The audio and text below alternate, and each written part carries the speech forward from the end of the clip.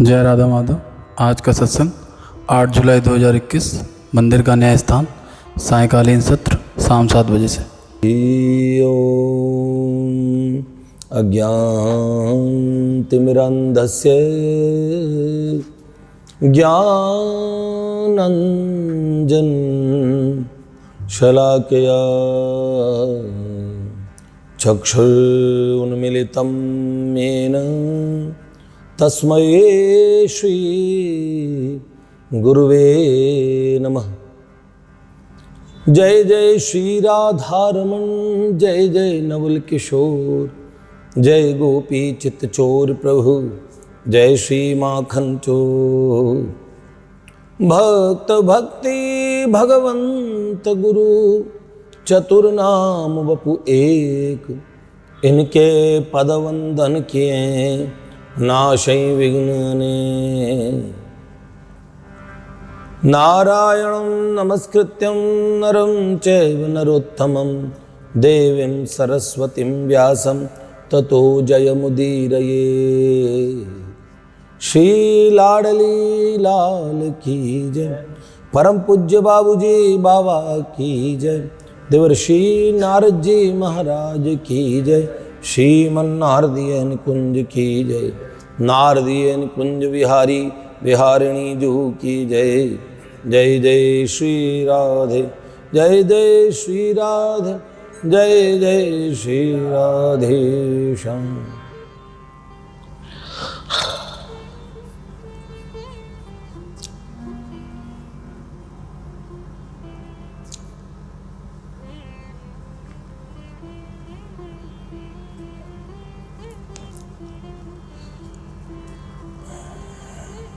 श्री राधे, श्री लाडली लाल की जय।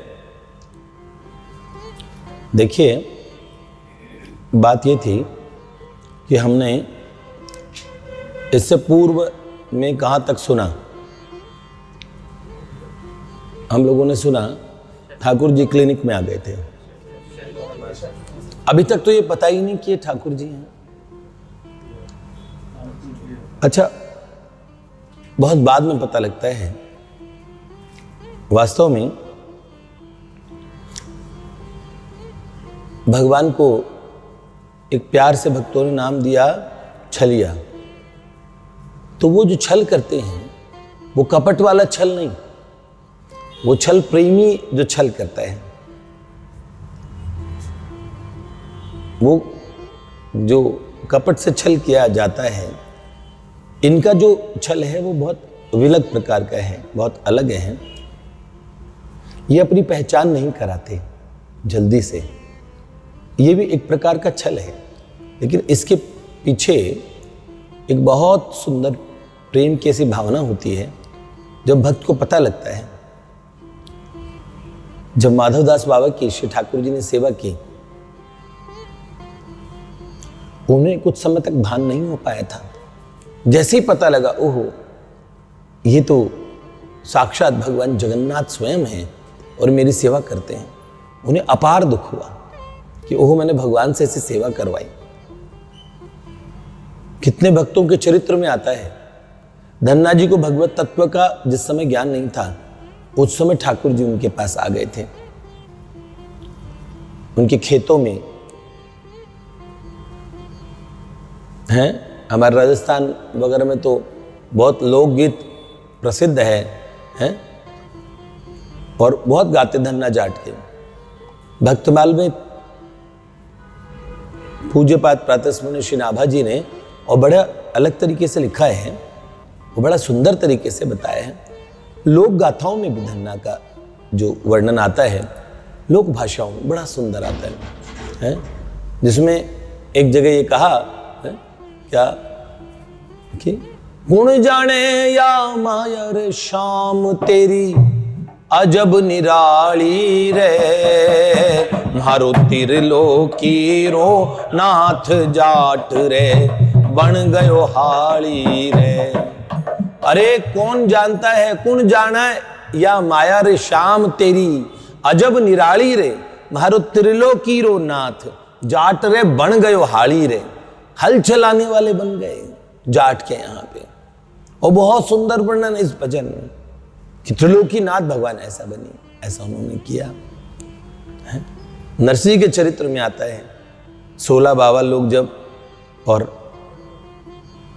जूनागढ़ की तरफ जाते हैं तो है अंजार शहर, तो उस समय कौन, उनकी गाड़ी खराब हो जाती है, एक खाती आता है, उसका नाम था किसना है।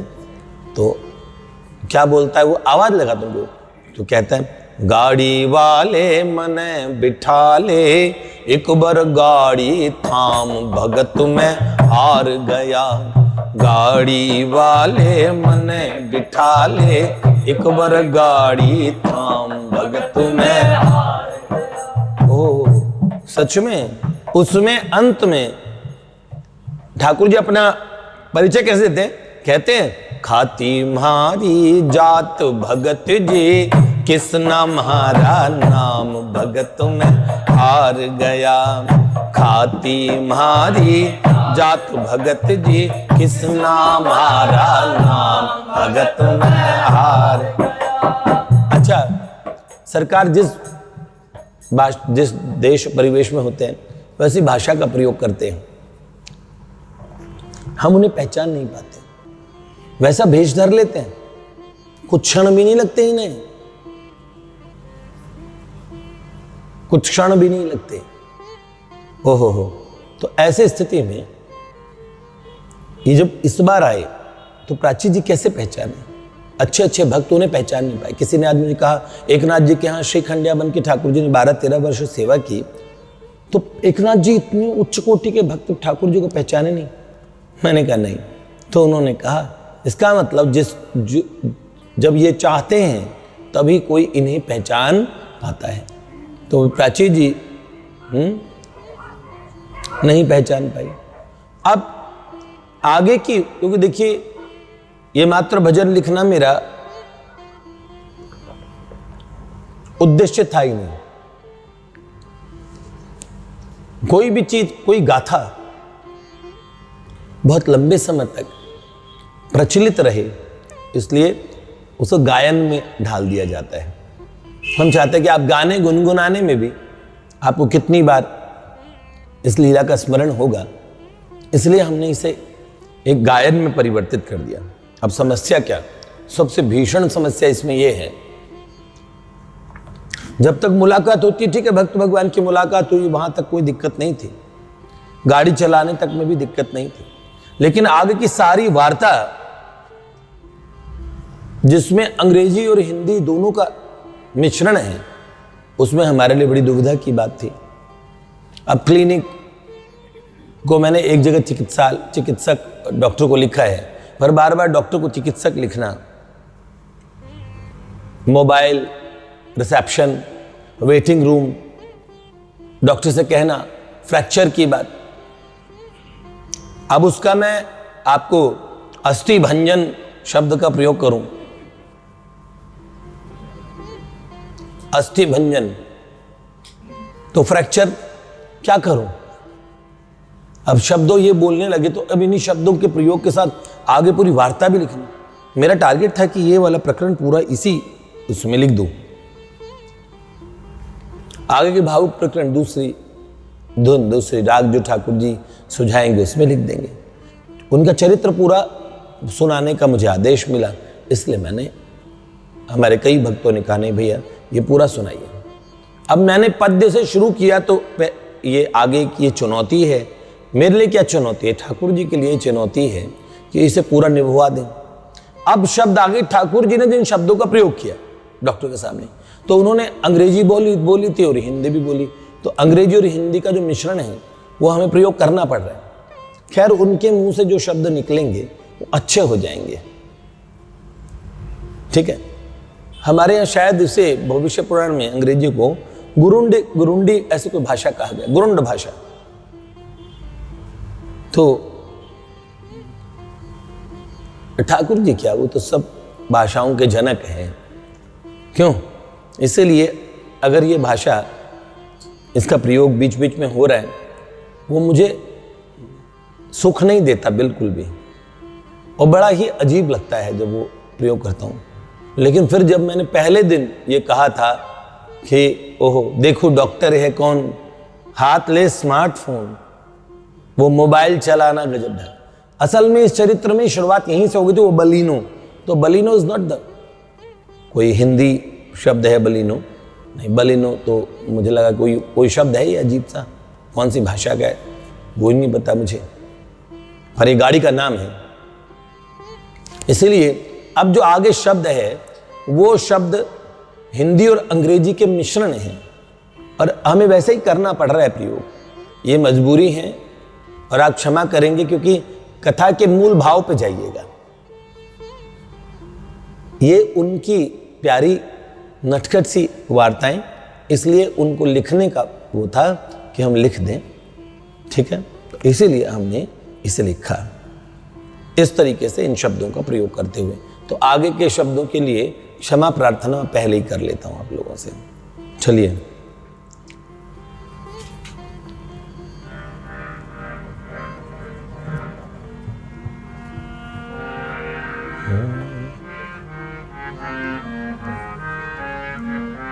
इस जमाने की नई एक कहानी सुनो, इस जमाने की नई एक कहानी सुनो। जब नंद दुलारा पुनः आ गया, जब नंद दुलारा पुनः आ गया, नए परिवेश में एक नए भेष में, नए परिवेश में एक नए भेष में, वो बलिनो चला ना गजब ढा गया, वो बलिनो चला ना गजब ढा गया, वो बलिनो चला ना गजब ढा गया, वो बलिनो चला ना गजब ढा गया। गौरांग प्रभु की राग अलग से ही पता लगती है, आनंद आता है। पर क्या बात, एक बार फिर बोलो, वो बलिनो चलाना गजब ढा, वो बलिनो चलाना गजब ढा गया। कमाल है, शर्मा गए। कल मैंने कहा सीधे जाके घुसे डॉक्टर के केबिन में, डॉक्टर बोला मैं आता मिनट्स 5-7 में। अब ये हमने बोला कहां पे, हम नाम पूछा मुझे रिसेप्शन पे, मैं जा रहा हूं, अजी नाम तो बताइए अपना। जैसे नाम बताया प्राची, ओहो प्राची तो बड़ा यूनिक नाम है, तो मैंने यूनिक शब्द ही लिख दिया यहां पे। क्या प्राची पे आके बोले मत घबराइए,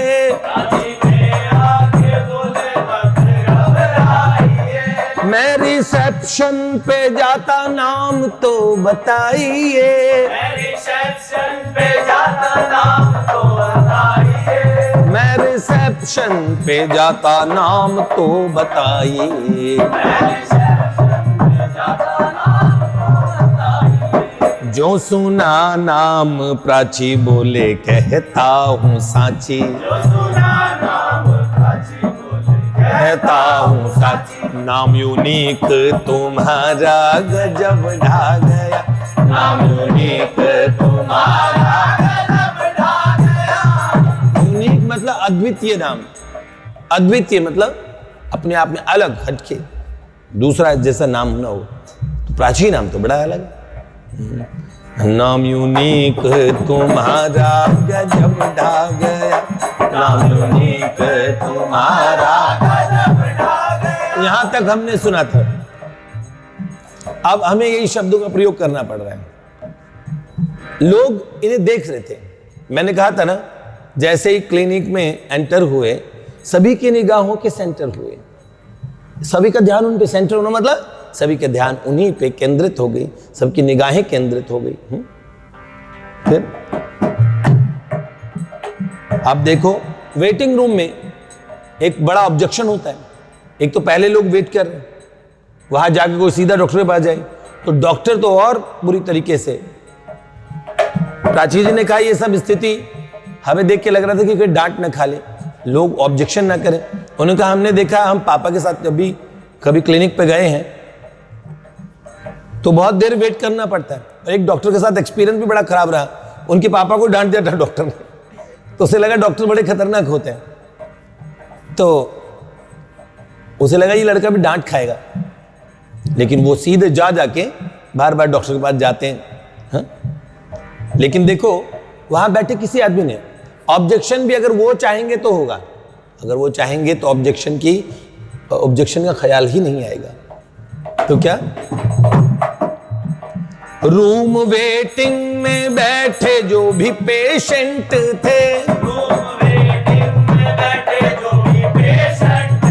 पेशेंट जो भी पेशेंट बैठे। अब देखो ये है इंग्लिश, हिंदी और अंग्रेजी का मिलन।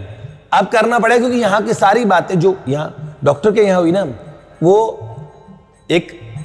वो तो फर्राटेदार अंग्रेजी में बोल रहे थे, उतनी तो मुझे नहीं आती, लेकिन उन्हें तो उनके ऐसे अंग्रेजी कौन बोल सकता है भैया। रूम वेटिंग में बैठे जो भी पेशेंट थे,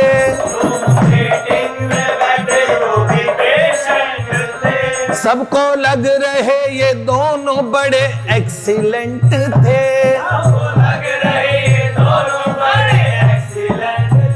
ये सबको एक्सीलेंट लग रहे थे, सबको लग रहे ये दोनों बड़े एक्सीलेंट थे,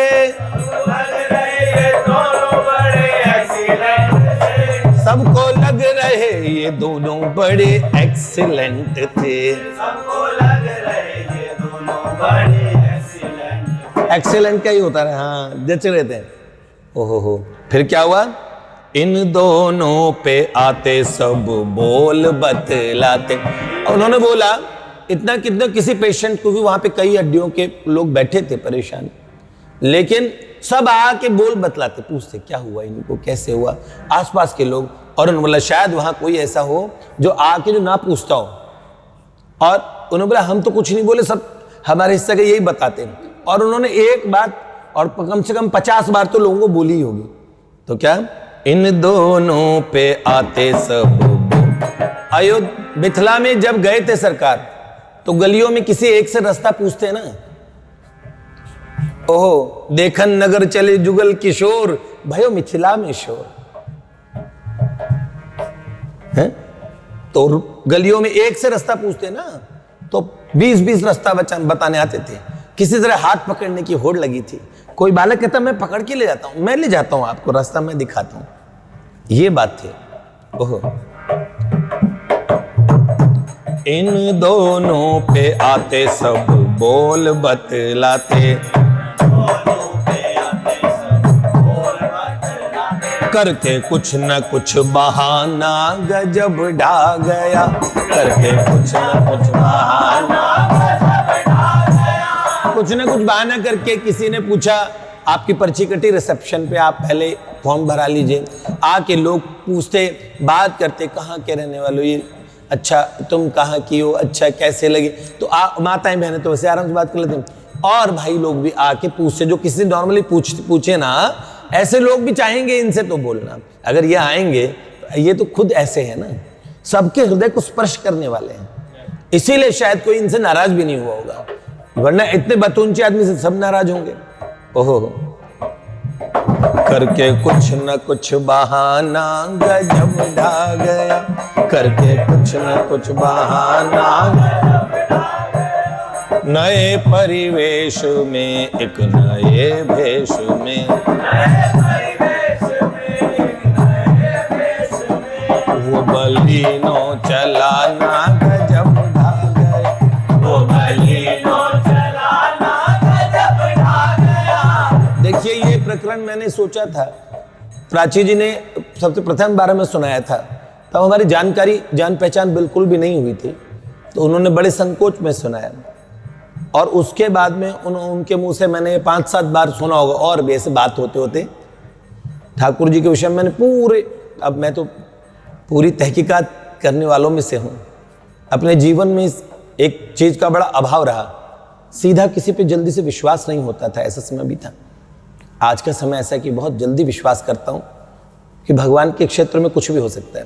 कोई समय में देखता था क्या पता ये बाबा जी झूठ बोल रहे हो, क्या पता इनका तो कारोबार ही ये हो।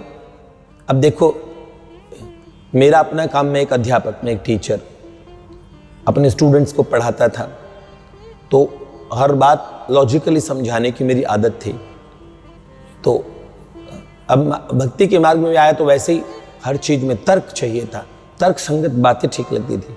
तो बहुत सारी बातें नहीं, और कई बातों में तो ऐसा लगता था कि ये एक महात्मा की पुस्तक पढ़ी, बाद में भविष्य में मैंने उनके द्वारा उस बताए गए एक अनुष्ठान किया। उनकी पुस्तकों में उनके अनुभव बहुत थे, तो मैंने कही तो सैटेलाइट से फेंकते हैं, ऊपर से सारे अनुभव इन्हीं के पास होते हैं। बहुत मन के अंदर उनके प्रति तिरस्कार के भाव आए, उनकी पुस्तकें पढ़ना छोड़ दिया। बहुत वर्षों बाद उनकी एक पुस्तक मिली, उस पुस्तक में एक अनुष्ठान था, वो अनुष्ठान मैंने किया और वो अनुष्ठान एकदम सही निकला। उसकी जो अनुभूति बताई वो अनुभूति वैसी की वैसी थी, और उन महात्माओं ने जो अनुभव बताए थे वो बिल्कुल वैसे के वैसे। मेरे मन में बहुत बड़े विद्वान थे और बहुत उच्च कोटि के साधक थे, बहुत उच्च कोटि के साधक, तो अपार अनुभवों का ढेर है उनका। तो उनकी पुस्तकों फिर मैंने निश्चय किया, वो अनुष्ठान जब सही हुआ तो मैंने कहा अब मैं इनसे जाके मिलूंगा इसी जीवन काल में, और निश्चय किया। और जिस पुस्तक में वो अनुष्ठान था, एक दिन उस पुस्तक को खंगाल के देखने लगा कि उसमें कहीं इनका एड्रेस मुझे मिले, जहाँ से मुझे मैं जाऊँ बनारस, काशी जाऊँगा, बनारस में रहते थे वो। और जैसे मैंने देखा उस पुस्तक का सबसे आमुख जहाँ पे होता है, सबसे पहले शुरुआती पृष्ठ पे देखा तो एक चित्र था जिनमें उनका देहांत हो चुका था, उनके मृतदेह का, उनके अंतिम दर्शन का चित्र था। वो उनकी अंतिम पुस्तक थी और उसी समय उनका देहांत हुआ था। तो मन में ये हुआ कि ये बड़ा धोखा हुआ, और विचार तो बड़ा तार्किक रहा हूं, तो हर चीज को बड़ा चेक करना। प्राची जी ने पहली बार, और अपने तर्कों को मैंने तो अपने जीवन में जहां तर्क का समर्पण किया, वो परम पूज्य प्रातस्मरणीय हमारे परम पूज्य बाबूजी भाई जी, जिनकी वाणी पढ़ते ही पूज्यपाद सेठ जी, परम पूज्यपाद हमारे स्वामी जी महाराज, सबसे पहले स्वामी जी, इन सब में सबसे पहले स्वामी जी से मिलना हुआ। परम पूज्य प्रातस्मरणीय स्वामी श्री राम सुखदास जी महाराज, उनके दर्शन में, उनकी कृपा से परम पूज्य भाई जी और परम पूज्य बाबा के विषय में पता लगा। लेकिन पता बहुत पहले था, लेकिन कुछ ऐसा जीवन में कुछ ऐसी घटनाएं हुई, बाद में पता लगा कि हम भाई जी के हैं, हम बाबा के हैं। स्वामी जी, सेठ जी, भाई जी, बाबा, ये चारों महापुरुष अलग है ही नहीं, ये भी पता लगा। किसी भी तरीके से मन में दुर्भाव न रहा। तो फिर उसके बाद में अन्य महात्माओं के प्रति भी भाई जी की कृपा से आदर बुद्धि हुई, और संत स्वरूप के विषय में थोड़ा थोड़ा अनुमान लगा कि महापुरुष हमारे तर्क से बहुत परे होते हैं। तो संतों में बुद्धि लगाना ये बिल्कुल बंद कर दिया कि ये आवश्यक नहीं है, वो हमारा क्षेत्र नहीं है, हमें ऐसा नहीं करना चाहिए, इससे हमें बहुत नुकसान होगा और बहुत अपराध होंगे। छोड़ा फिर इस चीज़ को। लेकिन प्राची जी के मिलने का उनसे मिलने के बाद में एक बात रही, वो ऐसे रही, बहुत उच्च कोटि की उनका संतत्व, ऐसी ऊंची, और अब उन्हें साधना अवस्था तो नहीं कह सकते, उनकी तो सिद्धावस्था थी। तो ऐसी सिद्ध अवस्था में जहां उस पार वृत्ति थी, इस पार वो लाके उस वृत्ति को, और जब उन्होंने किया तो उन्होंने तो सब प्रैक्टिकली कर दिया। उन्होंने ये चीजें दिखाई, और दिखाई तो ऐसे भी नहीं कि उन्होंने जो कुछ किया वो एक समूह के साथ किया। अगर मुझ व्यक्तिगत एक व्यक्ति के प्रति उनकी कृपा होती तो बात, लेकिन हमारे तो पूरा नारदीय निकुंज, आप सब लोग, मुझे लगता है हमारे जितने भी बालक अब भी जो लौट लौट के आ रहे हैं, वो सब एक बहुत अलग इस नारदीय निकुंज की विलक्षणतम घटना थी, उनका आना। तो इसीलिए महापुरुष की आयु वगैरह कुछ नहीं होती, संतों की आयु क्या होती है, आयु तो मुझसे छोटी थी, और उनका मेरे प्रति बहुत प्रेम और आदर का भाव रहा है। गुरुजनों के समान उन्होंने हमें सम्मान दिया, ऐसा आदर किया, कभी कोई बात नहीं काटी, जो बात कही ऐसी बात सोच के देखता हूँ तो पहली बार कोई संत पे ऐसा नजर आया कि हम उन्हें अधिकार से बात कह सकते हैं। नहीं, महापुरुषों से अपराध का भय लगा रहता है, कुछ कहीं निवेदन करने से पहले भी उनकी सुविधा देखते हैं। लेकिन प्राची जी को हमें कहने में संकोच नहीं हुआ, किसी के विषय में कुछ पूछना, कोई बात, कोई ऐसी चीज, तो बहुत अद्भुत, बहुत विलक्षण घटना। तो उनसे मैंने घटना कई बार सुनी, इंक्वायरी की दृष्टि से नहीं सुनी फिर, क्योंकि जब उन्होंने शुरुआत में तो थोड़ा ऐसा था, मन के एक हिस्से में बात रहती थी, कहीं कोई ऐसी बात हो जो आगे कुछ और जिसे हम और कोई और स्वरूप निकले उस बात का। झूठ इतना फैल चुका है कि सच को भी प्रमाण देना पड़ रहा है सच्चा होने का।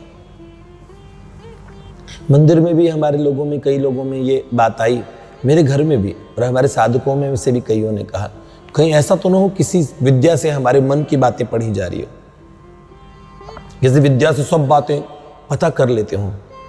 जैसे कई लोगों को कुछ रमल विद्या इत्यादि आती है, वहीं से बैठ के कोई आदमी किसी के बारे में उसका मन पढ़ने लगता है, मन की बातें जानने लगता है। तो सिर्फ इतना चमत्कार नहीं हुआ, चमत्कार ऐसा हुआ जो इतने विशुद्ध आध्यात्मिक बहुत उच्च कोटि के संतों और साधकों के को भी उन्होंने अपनी और अपार शक्ति को दिखाया। क्या आध्यात्मिक शक्ति उन्होंने प्रदर्शित की। हमारे यहां बैठे हुए कितने लोग जो उनके इससे कृतज्ञ हुए हैं। श्री राघव जी बैठे हैं, कभी राघव जी तो कितने अच्छे साधक हैं हमारे वर्षों से। श्री अंगद भैया, नित्य प्रेम सत्संग रसधारा, नहीं सत्संग नित्य प्रेम रसधारा के, और सर्वे सर्वा हमारे अंगद भैया जिन्होंने इतने लोगों को, हजारों लोगों को बाबा जी के सत्संग, और क्योंकि वो उनका रस था। लेकिन उन्होंने कहा जिस दिन प्राची जी घटना हुई उसी दिन से सब्सक्राइबर होने लगे, उसी दिन से मेरे जीवन में एक विश्वास आ गया। प्राची जी ने किया, एक मन में, एक साधक के मन में क्या है, कौन साधक सहचरी भाव से कौन सा स्वरूप से सेवा कर रहे हैं, उस साधक का नाम बताना। यहां अरे मैं क्या कह रहा हूं, ये भी चमत्कार थे। माना कि बेड चल रहे हैं और मेजें खिसक रही है, वहीं से आपको कोई बोलता है कि लो जी आप आंख बंद करो, मन में कोई भी पद सोचो, आंख खोलोगे पद रत्नाकर में वो पद वहीं खुला हुआ मिलेगा आपको। अब ये कौन करेगा भाई, ये कौन करेगा। मीलों दूर लखनऊ में हॉस्पिटल में बैठा हुआ एक व्यक्तित्व है, आपको इतना दूर से ऐसा कर सकता है। कौन आपके मन के धरातल को ऐसा कौन पढ़ लेगा भाई। ऐसी रमल विद्या तो मैंने कहीं देखी नहीं, ऐसा कोई चीज भी नहीं देखी। आज देख आई हूं सजनी उनको यमुना तीर रही। आप ये पद और ये लीला सोच रहे हो, उस पद को वहीं, अब पद रत्नाकर बंद है और उसको वहीं खोल देना, ये कौन कर सकता है। सबको अनुभूतियां, सबको नारदीय निकुंज में कुछ एक दो अगर रह भी गए हो तो कालांतर में मुझे लगता है उनका आशीर्वाद तो सब पे था, उनकी कृपा तो सब पे थी। उन्होंने व्यक्तिगत सब में रुचि ली, उसका कारण क्यों, क्या बात थी। तो इसीलिए मैंने उनसे घटना कई बार सुनी और बड़े सुंदर सुंदर इसके पहलू। अब उनको लिखो कैसे, तो शुरुआती एक संसारिक लौकिक लड़के जैसी। लो आज गिरधर ने एक शब्द दिया, गिरधर जी कह रहे हैं कि देखो ये गिरधर जी खूब इन्हें कृपा अनुभूति मिली है। गोपेश जी से पूछो, नारायण भैया से पूछो, है कौन भाई, रीता तो कोई नहीं रह गया, खाली तो कोई नहीं रहा। क्यों, तो इन्होंने एक शब्द कहा, लौकिक पैकिंग है ये जो भाषा है लौकिक है, पर इसके अंदर जो माल है, जो वस्तु है वो अलौकिक है। लौकिक पैकिंग में अलौकिक वस्तु दे रहे हैं भैया, ये बात इसीलिए ये शब्द बड़े अजीब लगेंगे, एक्सेलेंट, पेशेंट, क्या बोलेंगे, पर हमें ये शब्द प्रयोग करने पड़ रहे हैं। इसीलिए हम पहले मुझे जस्टिफिकेशन नहीं देना पड़ा, क्योंकि वो शब्द जस्टिफाइड थे, वो शब्द बड़े सुंदर थे, पर अब ये शब्द भाषा के हैं, उन्होंने इन शब्दों का प्रयोग किया, इसीलिए मैं इन शब्दों को पुनश्च बोल रहा हूं। ये बात मैंने आपको बताई। प्राची जी के विषय में पता तो होना चाहिए, प्राची जी हैं कौन। ऐसे किसी छोरे छोरी की वार्ता नहीं है ये। तो क्या नए परिवेश में, एक नए भेष में, नए परिवेश में, एक नए भेष में, वो बलीनो चलाना गजब ढा गया, वो बलीनो चलाना गजब ढा गया। क्या अब किसी बोला आप पर्ची कटवा लीजिए पहले रिसेप्शन पे, फिर जाके डॉक्टर का केबिन खोल के बोला सर जल्दी कीजिएगा, और फिर आए। इतने में तो डॉक्टर सुनाए थे। इत्तेफाकन देखो जो बाहर अटेंडेंट खड़ा उसने एक बार भी नहीं रोका, नहीं वो किसी पेशेंट को भीतर झांकने भी नहीं देता था, दूसरे किसी पेशेंट को। और उन्होंने बोला कि वो ये डॉक्टर को इतनी बार इतना बोल के आ जाओ, यही बहुत बड़ी बात होती है। हाँ, तो अब देखो क्या किया इन्होंने। रिसेप्शन पे गए, रिसेप्शन वाली लड़की वो झांक झांक के कई देर से देख रही थी पूरे हॉल के अंदर में ही, और एक तरफ वो क्या एक्सरे का था, एक तरफ रिसेप्शन था, सामने डॉक्टर का कैबिन था और बीच में वेटिंग रूम था, इस तरीके से। तो उन्होंने कहा कि वो लड़की कई देर से देख रही थी इन दोनों को, सब लोग देख रहे थे। तो ये गए रिसेप्शन पे, तो ऐसा था ना कोहनी टेके से खड़े होते ना, ऐसे खड़े हुए सामने जाके। तो सुनो, जो रिसेप्शन पे हुए खड़े कोहनी टेक के,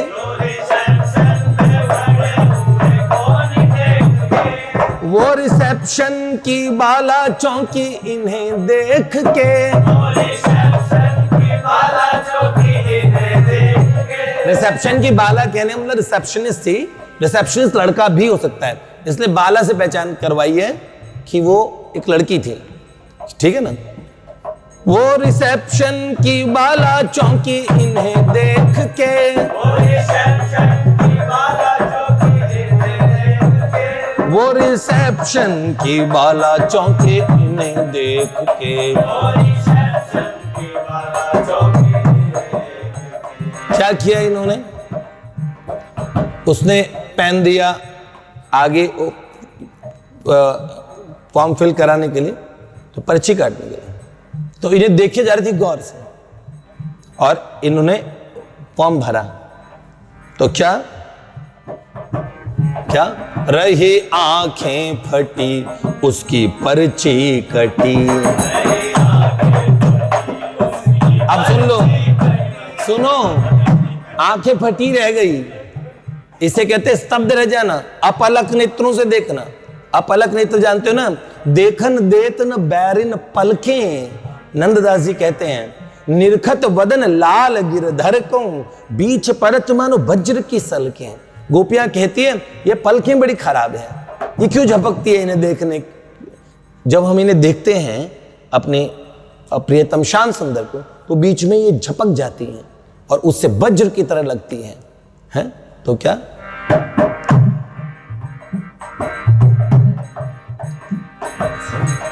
रह गई आंखें फटी उसकी पर्ची कटी। वो वाली पर्ची नहीं कटी, उसकी पर्ची कट गई। और जानते हो ठाकुर जी को नेत्रों में देख लेने का, वहां बैठे सब लोग सौभाग्यशाली थे। कल किसी ने मुझसे पूछा कौन कौन सौभाग्यशाली होंगे, मैंने कहा पता नहीं कौन कौन लोग होंगे। मेरी माता जी बहुत भजन करती हैं 50-60 सालों से, और 3:30 बजे उठ जाते हैं। कभी डॉक्टर के पास वो भी जाती हैं और वेट करती हैं। कभी ऐसा वेट करने वाला, उन लोगों का व्यक्तिगत जीवन भी तो कुछ होगा, क्या पता उन पे वो डॉक्टर क्यों इतनी दूरी से उसके पास क्यों गए, क्यों? ऐसा पर्ची कटाना गजब ढा गया, ऐसा पर्ची कटाना नए परिवेश में, एक नए भेष में, नए परिवेश में, वो बलीनो चलाना गजब ढा गया, वो बलीनो चलाना गजब ढा गया। अब क्या है? बार बार डॉक्टर के उसमें जा रहे थे। उस डॉक्टर को इतनी बार कह दिया उन्होंने, तो क्या, जूं वो डॉक्टर के केबिन में जाते थे स्ट्रेट, स्ट्रेट मतलब सीधा जाते थे, सीधा घुस जाते थे ना। हाँ? ये रो रही है, इनको ज्यादा प्रॉब्लम हो रही है, जानते हो ना। जूं वो डॉक्टर के केबिन में जाते थे स्ट्रेट, न तो डॉक्टर न पेशेंट कोई हुआ इरिटेट, कोई भी इरिटेट नहीं हुआ, न डॉक्टर इरिटेट हुआ न पेशेंट, कोई नहीं, किसी ने स्टबिंगली व्यवहार नहीं किया। इरिटेटेड को थोड़ा इरिटेट हो जाता तो आदमी, तो न तो डॉक्टर न पेशेंट कोई हुआ इरिटेट। अब क्या किया, बैठे हुए डॉक्टर के हाथ पकड़ लिए, कहते हैं सर जी सब छोड़िए मेरे संग दौड़िए, सर जी सब छोड़िए मेरे संग दौड़िए, वो पकड़ हाथ लाना गजब ढा गया, वो पकड़ हाथ लाना गजब ढा गया। आपने सुना है बाप का राज, डॉक्टरों के यहाँ तो कुछ चलती ही नहीं, ऐसे कहीं पे भी सब काम आगे से आगे, जहां वो जाएंगे, मैं तो कह रहा हूं उनके प्रेमी भी जाते हैं वहां काम आगे से आगे होते हैं। तो डॉक्टर किस खेत की मूली है, डॉक्टर के हाथ पकड़ लिया। शायद उस डॉक्टर को अब जीवन भर पता नहीं होगा। मैंने एक बहुत विलक्षण चरित्र सुनाया था और वो चरित्र मेरा आगे भाव है। वो चरित्र मेरा ये बताने का मेरा मन था कि वो शायरा बेगम, एक तवायफ के कोठे पे एक घटना हुई थी। वो चरित्र उस शायरा बेगम को किस तरह भगवान श्री कृष्ण मिलते हैं, बड़ी सुंदर। और उस घटना में एक किन्नर था, उसका नाम था मीर। एक शहजादे के रूप में ठाकुर जी उसके हाथ पकड़ते हैं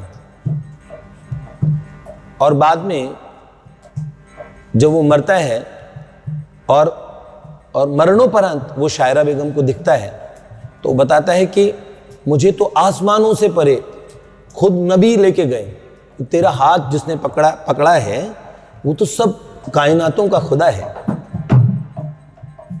ईश्वरों का ईश्वर है। तो बोला मेरा हाथ जिसने पकड़ा था, शायरा बेगम को उसने बताया, उस मीर के उससे दर्शन हुए थे। तो मुझे लगता है कि डॉक्टर साहब के भी हाथ पकड़े तो डॉक्टर का भी तो बहुत बड़ी किस्मत खुली है। हाथ पकड़ के ले आए, वो पकड़ हाथ लाना गजब ढा गया, वो पकड़ हाथ लाना गजब ढा गया। नए परिवेश में एक नए भेष में, नए परिवेश में नए भेष में, वो बलिनो चलाना गजब ढा गया, वो बलिनो चलाना गजब ढा गया। क्या, जो ही डॉक्टर ने देखा छू के प्राची रो गई, डॉक्टर ने ऐसे खोल के ऐसे पैरों को ने तो आगे पीछे हल्का सा उन्होंने हल्का टच करके हल्का से देखा होगा, तो इतना तेज दर्द था, स्वेलिंग भी ज्यादा थी। तो क्या, जो ही डॉक्टर ने देखा छू के प्राची रो गई, डॉक्टर ने देखा छू के प्राची रो गई, साथ में इनकी भी आंखें नम हो गई, जैसे ये रोई इनकी आंखों में भी पानी आ गया क्योंकि वो रो रही थी। साथ में इनकी भी आंखें नम हो गई, साथ में इनकी भी आंखें नम हो गई, साथ में इनकी भी आंखें नम। क्या कहा, जरा धीरे से सर थोड़ा धीरे से, जरा धीरे से सर कह के मुंह को उधर कर अपने आंसू छुपाना गजब ढा गया,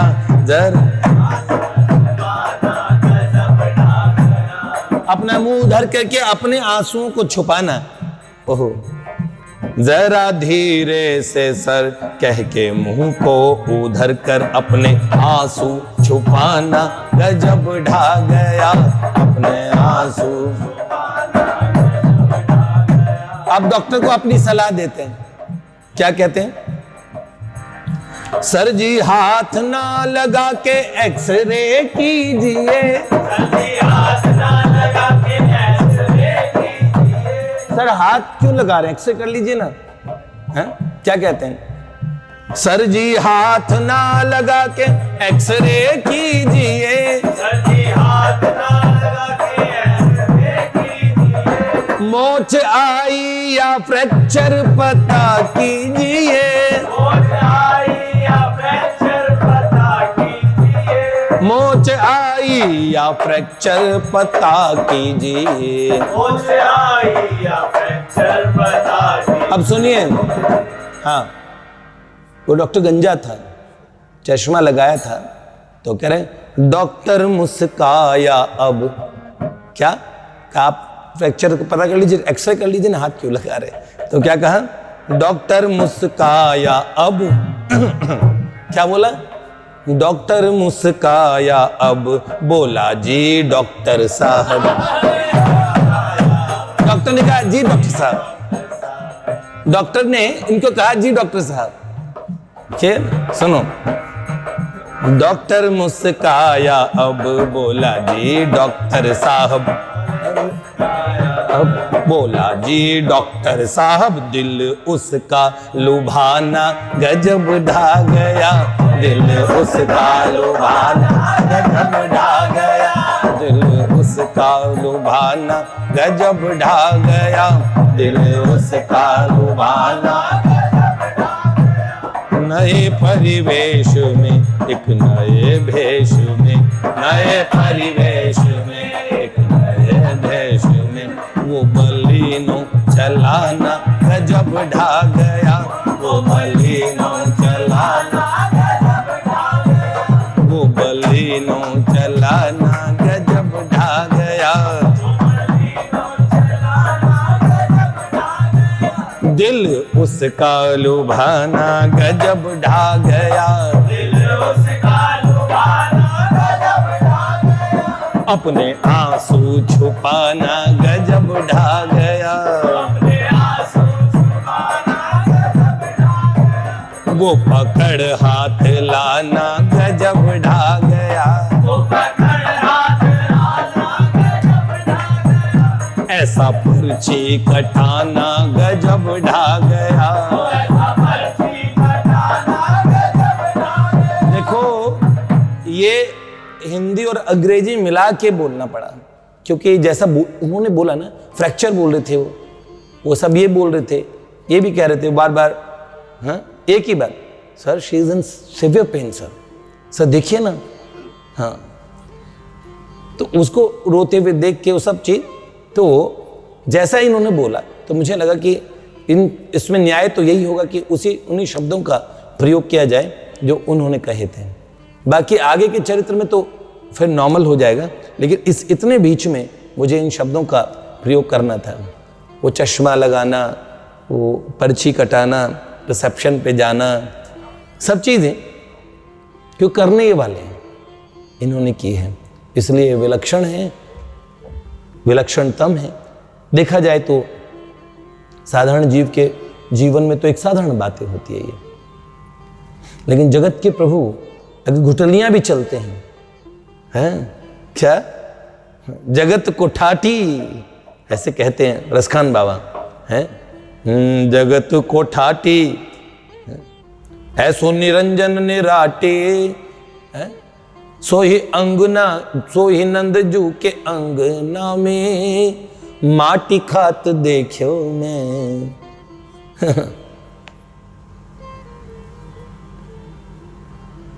महापुरुष जो विराटी, जगत को ठाटी, ऐसो निरंजन निराटी, सोई अंग नंदजू के अंगना में माटी खात देखो मैं।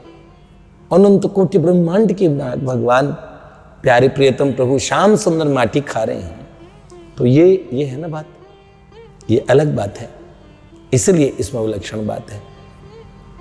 गाड़ी क्या, वो पूरे ब्रह्मांड चलाते हैं, लेकिन वे गाड़ी चला रहे हैं, ये एक अलग बात है, एक आनंद की बात है।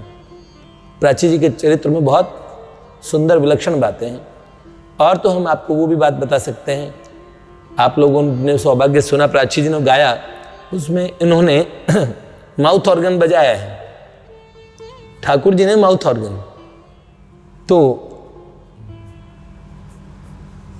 हम लोग मंदिर में एक दिन सुन रहे थे, तो शायद उनकी दृष्टि में कोई अनाधिकारी आ गया होगा, तो हमने बहुत वो रिकॉर्डिंग चलाने की कोशिश की, और 10-15 वो मोबाइल में केवल उतना हिस्सा वो हम ऑन करते वो बंद हुआ था, ऑन करते बंद हुआ था। हमने कहा, फिर एक भैया हमारे राधा माधव प्रभु, फिर उन्होंने हमारे नारदीय निकुंज परिकर में ग्रुप में मैसेज भी डाला कि आज बड़ी अनोखी घटना हुई। पहले सब चल रहा था, पहले हम 3-4 लोग सुन रहे थे, फिर कोई आए होंगे और वो चाहते थे कि उनसे संबंधित कुछ और लोग भी सुने, उनके आते ही वो बंद हो गया। उसके बाद में उन्होंने नारदीय निकुंज में मैसेज भी डाला। अगले दिन फिर करण प्रभु आए, उन्होंने कहा भैया चल रहा है क्या? वो ऐसे थोड़ी होता है, फोन की एक साथ हमारी 10-15 रिकॉर्डिंग्स हैं, उनमें एक रिकॉर्डिंग पे हम क्लिक करते तो वो नहीं चल रही, बाकी सब चल रही। और थोड़ी देर बाद में जब हम करण प्रभु बैठे, फिर उन्होंने कहा भैया सुनाना, तो अगले दिन फिर उन्होंने सुना, हमने कई बार फिर सबको सुनाया। फिर एक दिन ऐसा हुआ, कोई आ गए, कोई किसी को फ़ोन पे सुना रहे थे। मैंने कहा देखिए, अव्वल तो फ़ोन पे इसलिए नहीं सुनाता, कल कोई रिकॉर्ड करे ये सब चीज़ें, और ये सब चीज़ें निषिद्ध मना की गई है, इसलिए हमने इसे रखा। और इसके बाद में अब बहुत अद्भुत लीलाएं हैं, आप लोग जानेंगे। अभी हम सिर्फ बाहरी रूप से गजब ढा गया बोल रहे हैं, अभी तो ये प्रकरण हमारे जीवन में गजब ढा गया।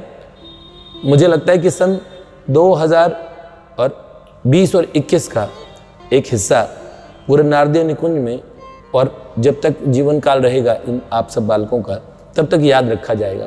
जो लोग नेट से भी सुन रहे हैं, इसका मतलब ईश्वरीय योजना चाहती है कि उन्हें सुने।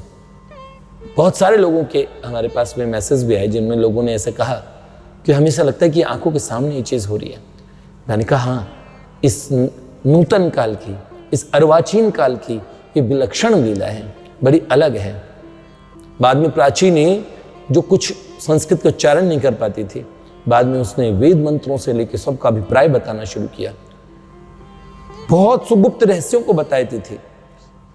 हजारों किलोमीटर दूर बैठे हुए लोग क्या कर रहे हैं किस समय, जैसे कोई कैमरा लगा होता है ना, उस तरीके से वो देख के बताती थी, आप यहाँ खड़े हैं, आप ये बैठे हैं, आपने ये वस्त्र पहने हुए हैं, आप कक्ष में बैठे हैं, तो कक्ष में कोई आया है तो कौन आया है ये भी उन्हें पता होता था, इनकी एंट्री हुई, आप इन्हें बिठा लीजिए। इस तरीके से उनकी सब बातें, ये एक इतने अभी तक हमारे जीवन का हमने सबसे और बड़ा चमत्कार उन्हीं के माध्यम से देखा है व्यक्तिगत जीवन में, कि आध्यात्मिक साधनाओं में जीव किस तरह सर्वज्ञ भगवान से जुड़ के सर्वज्ञ जैसा हो जाता है।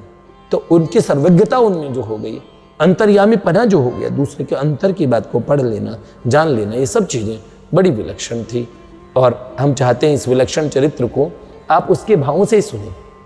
और इस महापुरुष से आपका परिचय हो गया, ये उनके परिवार के लोगों में भी जा रहे हैं, और हमने उनकी बहन को भेजे हैं और लिंक्स भी भेज दिया, शेयर कर दिया, उन्हें कह दिया। उनकी रिस्पांस भी मेरे पास में आई है कि भैया हमें बहुत अच्छा लगा ये।